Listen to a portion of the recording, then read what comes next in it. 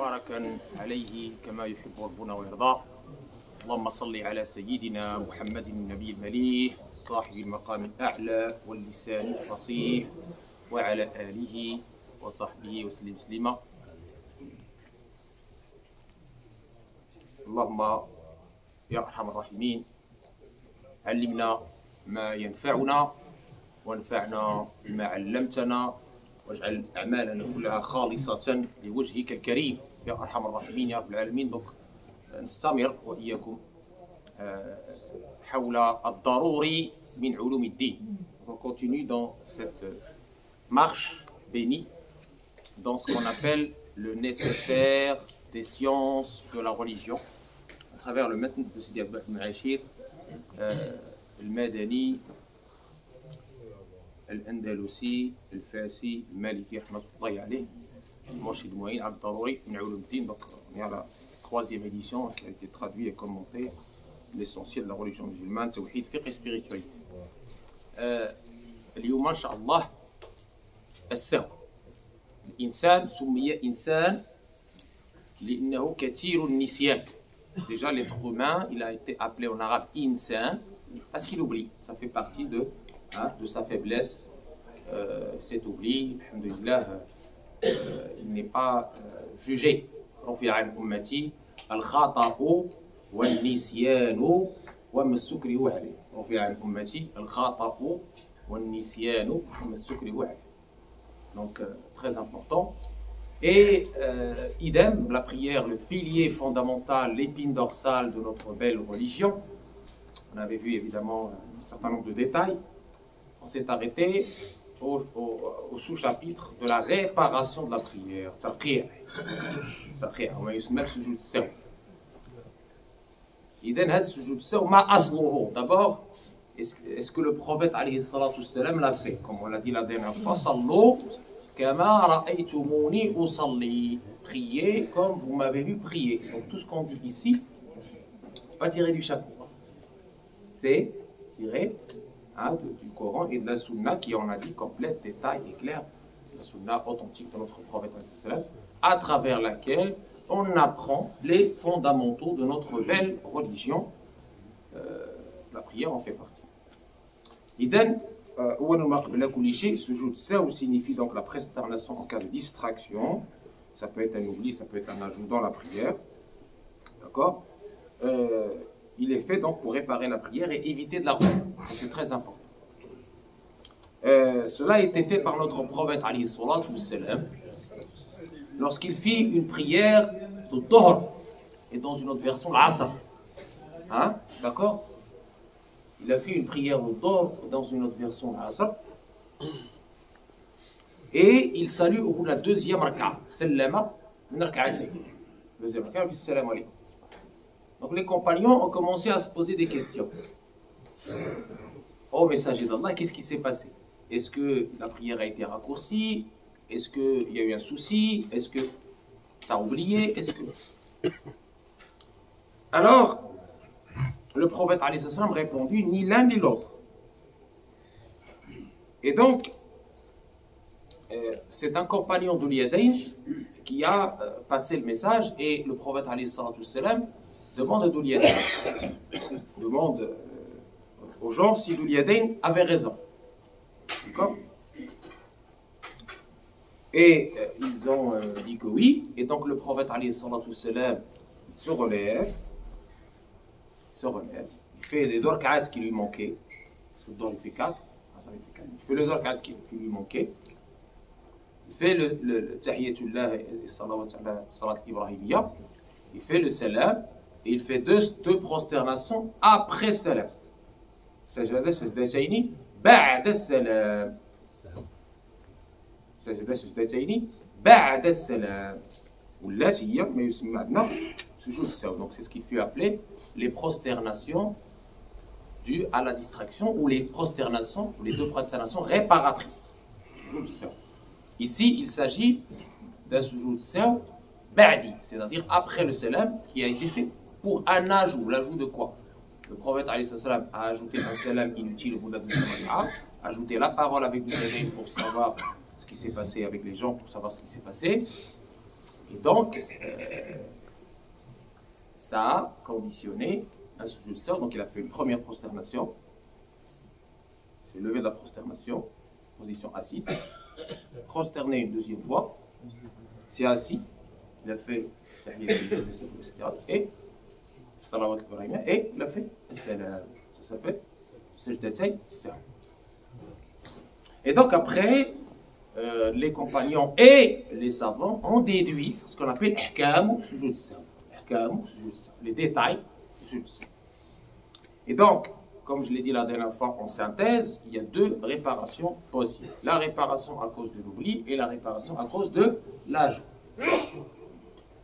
De façon synthétique, on avait vu ensemble les 8 sunnah mu'akkada. ثماني sunnah mu'akkada اللي هي وردها ابن العاشري في المتن ديالو. Donc de façon synthétique, les sunnahs qui impliquent la réparation sont 1. L'oubli de la lecture de la sourate, c'est-à-dire un verset ou quelques versets, après la Fatiha, pour l'une des deux premières rak'at de la prière canonique. الإنسان نسى مثلا في الظهر قرأ الفاتحة ما قراش معها الآيات. D'accord? Le non-respect de la voix haute ou la voix basse selon les cas qu'on avait déjà précisé, le jarou fi mahli ou le sirru fi mahli, الإنسان نسى. D'accord? Ici donc l'omission dans la nature de la récitation qui est concernée par la réparation est le fait de remplacer la voix haute par le minimum de la voix basse, qui consiste en le fait de bouger la langue seulement sans se faire entendre soi-même. Troisième, l'oubli de deux Allahu Akbar. On avait dit la dernière fois que le mandoubat, le takbir, à part le takbirat al-ihram pour commencer, qui est un pilier, tu le fais, ta prière est invalide. Tu ne le fais pas, ta prière est invalide. Il faut absolument le faire. Les autres takbirats, on ne fait pas de réparation pour l'oubli d'un takbir. Il faut deux takbirats et plus. Il y a deux exceptions. Il y a tsmi' ou takbir, on regarde takbirat al-ihram. Sami Allahu liman hamidah, pareil. Il faut oublier deux Sami Allahu liman hamidah pour pouvoir faire la réparation. Si j'ai juste une, pas de réparation, c'est bon.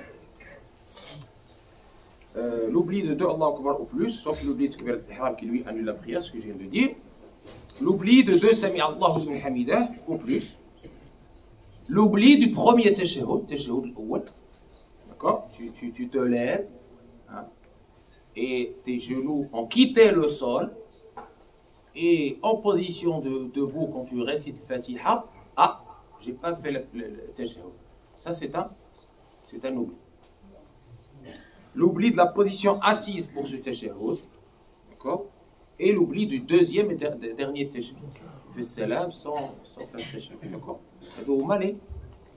En synthétique, les cas des oublis des sunnah mu'akkada, des sunnahs appuyés. D'accord? Famille? Alors, c'est-à-dire les deux réparations à cause d'un oubli. On a dit à cause d'un oubli, la dernière fois on l'a dit, je le répète maintenant parce qu'on est dans les détails. À cause d'un oubli, tu fais deux prosternations avant salam. À cause d'un ajout, tu fais les deux prosternations après salam. Et s'il y a ajout et oubli, plus fois moins égale moins, tu fais les deux prosternations avant ça. Très bien. Alors le sujoud al-qabli donc qui se fait avant salam, il se fait à cause de l'oubli des sunnah, c'est-à-dire des obligations traditionnelles de la prière, comme le fait d'oublier la sourate après le Fatiha et s'incliner sans faire de sourate. D'accord? C'est un exemple. On a donné la liste exhaustive. Si lui, par exemple, qui par inattention dans une prière obligatoire récite à voix basse en bougeant la langue seulement, alors que la lecture devrait se faire à voix haute, le maghreb matin, tu as le Fatiha et la sourate à voix haute. Je l'ai oublié. D'accord? Alors que la lecture devrait se faire à voix haute, fera sujoud al-qabli, c'est-à-dire, on va voir comment, c'est-à-dire avant celle. Sauf s'il s'agissait d'un verset de peu de choses, dans ce cas, pas de réparation à faire. Le sujoud al-qabli se fait très exactement pour l'oubli d'une sunna mu'akkada appuyée ou de 2 ou 3 sunnas non appuyées et plus. D'accord? Oublier la surah après la Fatiha par exemple est équivalent à l'oubli de 3 sunnas. Vous savez pourquoi? Et dans la surah, il y a le fait d'être debout pour la lecture de la surah. Il y a la façon de lire la surah à voix basse. Et la surah en elle-même. Ça fait 3 soucis. D'accord? Et le fait de se mettre debout, on l'a dit très bien. Dans le Malikiya, on a dit, oui, sunna mu'akkada, on l'avait signalé, et on ne fait pas de sujoud al-qabli pour l'oubli d'une fadila. On avait précisé les fada'il. Par exemple, tu oublies sujoud al-qunut dans son, il n'y a pas de sujoud à faire. Surtout pas. D'accord? On dit ce que c'est que qunut. D'accord? La prière reste correcte. Si la personne fait le sujoud al-qabli pour cet oubli, comme une tkbira ou un rabbana lakil hamd, ou qu'il oublie les invocations de qunut et qu'il fasse quand même sujoud al-qabli, dans ce cas sa prière est à refaire parce qu'il a ajouté à l'intérieur de la prière des choses qui n'en font pas partie sans raison valable. D'accord? Comment se fait ce sujoud al-qabli? Ah, vous n'entendez pas? Est-ce que c'est... Hein? الأخرى هو راوي الميكرو لا ما أكيد سمعت. Ah merci. Là c'est bon? Ah voilà. Donc on va garder celui-là. Il fallait parler.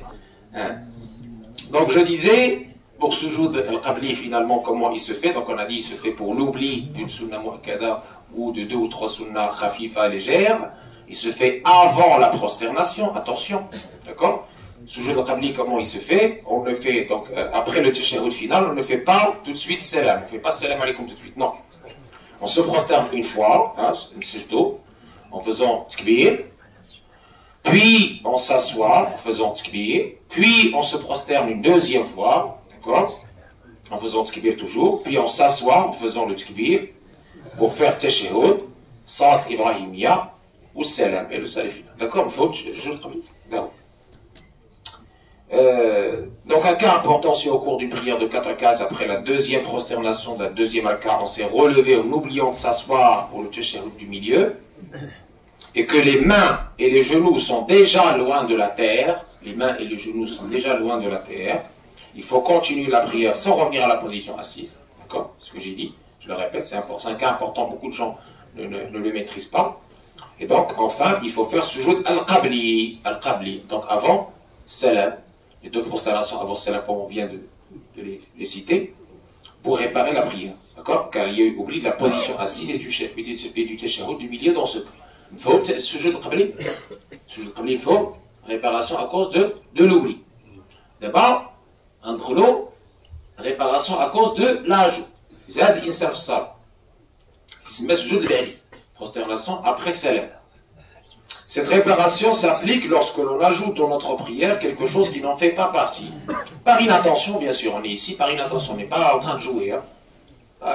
زيادة الصلاة اسمها بدعة تنضز الصلاة عندها عبادات وقيفية غير تزيد فيها حوايج من انتقاء نفسي أو كذا لا. Ajouter dans la prière des choses qui n'en font pas partie volontairement, ça c'est grave, c'est très grave. Là on parle ici de l'inattention, c'est Salah Meshilai, c'est pas un jeu ça. Exemple, le cas du prophète qu'on a cité. D'accord? Il a fait sujoud al-ba'di après la prosternation. D'accord? Celui qui quitte la prière en se rappelant qu'il lui reste un de ses actes obligatoires doit revenir s'il se trouve à proximité, s'il ne passe pas à long moment, puis faire le tkbir initial de sacralité, tkbir al-ihram, et prier ce qui lui reste en considérant nul l'arka où il y a eu l'oubli du pilier, puis faire le sujoud de réparation. Donc ça, c'est un autre chapitre qui s'appelle l'oubli de Fatiha ou l'oubli du pilier.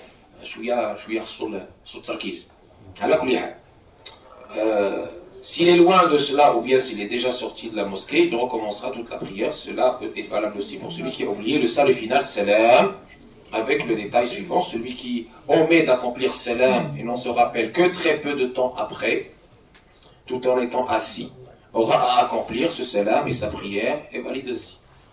Celui qui omet d'accomplir salam et ne s'en rappelle que quand il se lève et qu'il s'était détourné par exemple de la Qibla, aura à accomplir Takbirat Ihram tout en étant debout en direction de Qibla. Ensuite, il se remettra en position assise pour réciter à nouveau le Tashahhud, puis fera salam et sujoud al-Ba'di.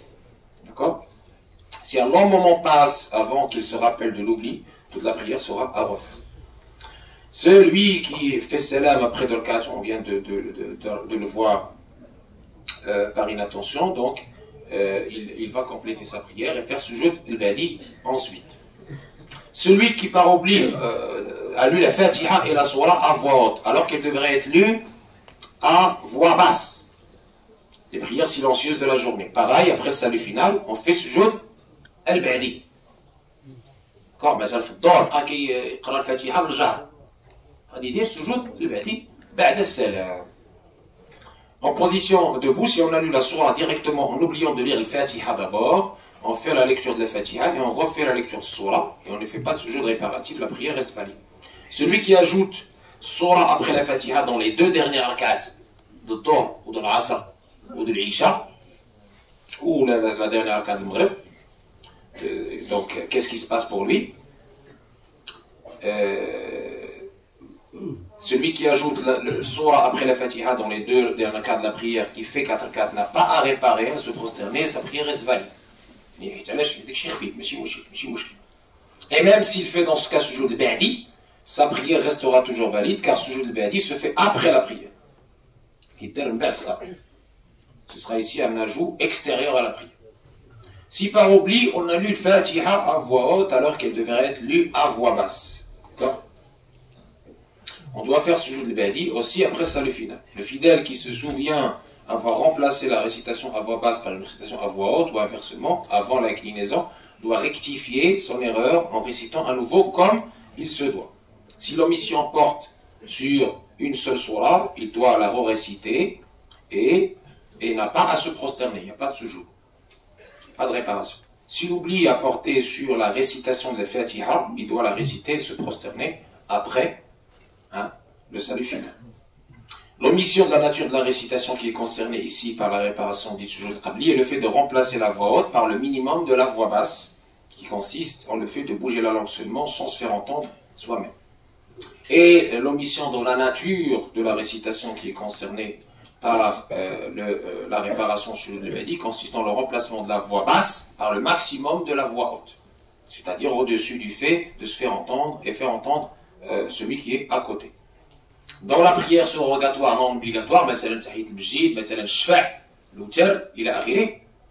on ne fait pas de réparation pour l'omission de la récitation à voix basse ou à voix haute. Et là, c'est-à-dire le remplacement d'une lecture à voix haute par une lecture à voix basse et inversement.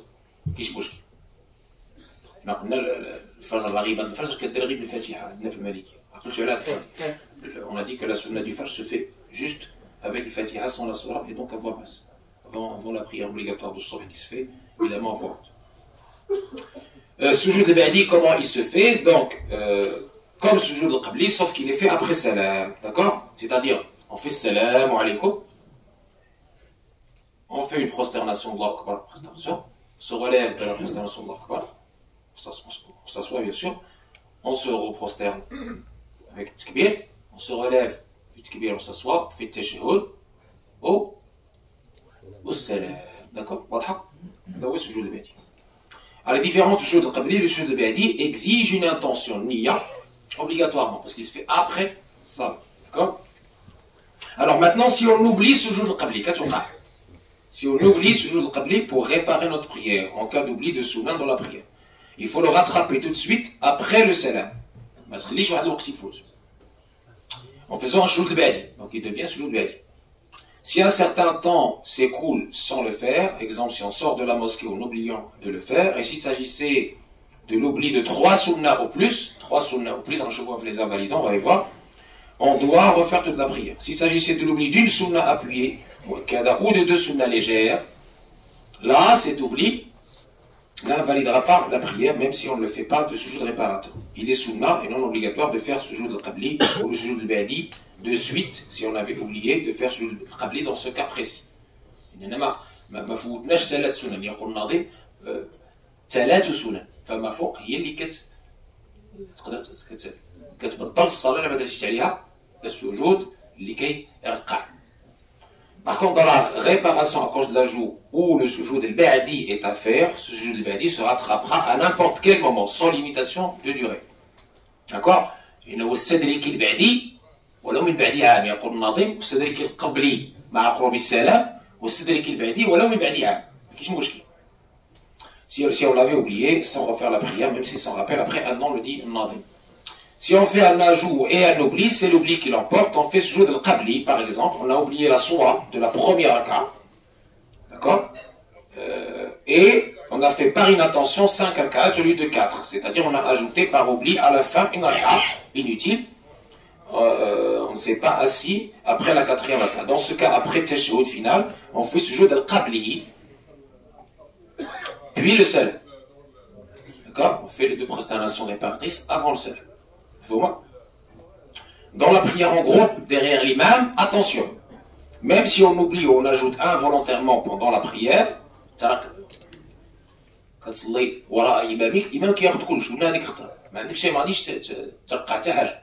d'accord?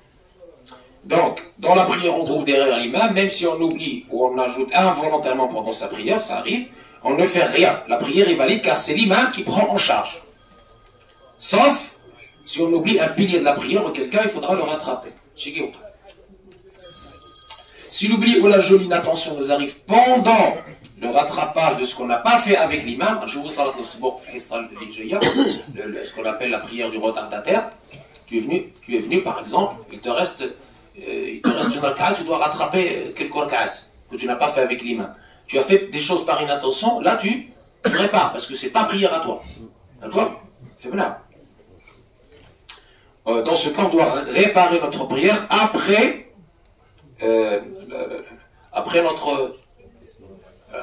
la fin de notre prière, c'est-à-dire sujoud al-ba'di après salam, sujoud al-qabli avant salam, parce que ça concerne notre prière, d'accord? Dans ce cas, si l'oubli ou l'ajout nous arrive pendant le rattrapage de ce qu'on n'a pas fait avec l'imam en dehors de la prière derrière l'imam, dans ce cas, on doit réparer notre prière par sujoud al-qabli ou sujoud al-ba'di. L'imam ne prend pas cela en charge. Quand on arrive en cours de la prière derrière l'imam, qui a eu un oubli ou un ajout lui-même, c'est l'imam qui a fait une erreur. D'accord? C'est l'imam qui a fait une erreur. On fait avec lui sujoud al-qabli, parce qu'il le fait avant salam. On fait avec lui sujoud al-qabli, donc avant le salam. Mais on ne fait jamais avec lui sujoud al-ba'di, car il le fait après salam. Donc, quand il dira salam alaikum, on remonte tout de suite, et on rattrape ce qu'on n'a pas fait avec lui, on va voir comment la prochaine fois, Inch'Allah, et on fait sujoud al-ba'di, dû à l'erreur de l'imam, après notre salaman. فهمنا؟ فهمنا؟ هذه مسألة مهمة جدا، غادي نعاودو نذكروا بها إن شاء الله في صلاة المسبوق. On va faire la prochaine fois, Inch'Allah, la prière du retardataire. Je réponds à 2 de vos questions, et après on passe à une présentation très importante qui vous concerne, donc une très bonne nouvelle, Inch'Allah. Alors la première question qui m'a été posée, elle m'a été posée à chaque fois pendant cette période-là, c'est la prière de l'Isha, en plein été, en nord de l'Europe, parce que dans certaines régions, la prière de l'Isha, à 11h, minuit, etc., 1h du matin parfois à Bruxelles, même en nord ici, à 1h du matin. Alors, certains m'ont dit qu'il y avait une certaine fatwa qui autorise le regroupement de Maghrib et l'Isha à l'heure de Maghrib, et puis après tu dors. Si vous avez assisté avec moi au cours du regroupement le Jama', vous aurez su que c'est pas possible ça. C'est pas une règle. C'est pas une règle. C'est du cas par cas. C'est du cas par cas. Parce que la règle, c'est que chaque prière doit être faite en son temps. C'est ça la règle. Le reste, c'est des dérogations qui sont à voir avec l'imam, avec le mufti, au cas par cas. Par exemple, une personne très âgée, qui est malade, et il sait qu'il ne va pas se réveiller, il peut faire pas parce qu'il est malade, et pour cette raison uniquement, et pendant cette période uniquement, il fait le regroupement de Maghrib avec Isha. Une personne qui a un examen à 5h du matin, je ne sais pas, d'accord? Pareil, il y a des limites, on ne peut pas faire de cela une règle tout l'été, ça y est. Parce que qu'est-ce qui se passe? Je vois dans certaines régions, ils font le maghreb avec l'Isha, puis après tu le retrouves au café à minuit. Bah, c'est quoi ça? C'était censé être une dérogation pour lever la difficulté, n'est-ce pas? Bah, s'il n'y a pas de difficulté, tu es là. Bah, c'est invalide ta prière, mon frère. C'est invalide, tu dois refaire l'Isha. Tu es là, tu es réveillé. D'accord? Vous voyez la logique? Donc, c'est du cas par cas. C'est des dérogations en cas de difficulté majeure, au cas par cas. Au cas par cas. Fais-moi. Dernière question qui m'a été posée, c'est, en ce moment, vous savez, il y a la question de la fin de vie et de l'accompagnement, le suicide accompagné. Alors, sachez qu'au Sénat, on nous a convoqués, au Sénat, et on nous a demandé notre avis, les trois religions, l'islam, le christianisme et le judaïsme. Et on a tous dit non. Il n'y a pas de suicide assisté chez nous. Que vous le sachiez. D'accord? Que vous le sachiez. Ok. حرمة الروح حرمة النفس عظيمة عند الله. لا تقتلوا أنفسكم إن الله كان بكم رحيما. إن الله كان بكم رحيما. Donc, on ne peut pas assister quelqu'un à mourir. L'être humain, la vie est sacrée, on l'a vu dans les 5 objections de la religion. Par contre, le fait d'arrêter l'acharnement thérapeutique, ce qu'on appelle l'euthanasie passive, ça c'est possible. Yannick, on peut lancer, Inch'Allah. Donc, ce qu'on va voir aujourd'hui, c'est une très bonne nouvelle, bi'idhnillah. Une très très bonne nouvelle. En 5 minutes, Inch'Allah, on va vous présenter cette très très bonne nouvelle que je vous laisse découvrir, Inch'Allah, en direct avec nous, bi'idhnillah. Elle est, je le rappelle, sur la playlist de la chaîne YouTube de votre mosquée également. Elle est sur la playlist de la chaîne YouTube Mosquée 3, à la seule chaîne officielle de votre mosquée, bi'idhnillah. Elle est sur votre playlist. Tfaddallah Yannick, à toi l'honneur.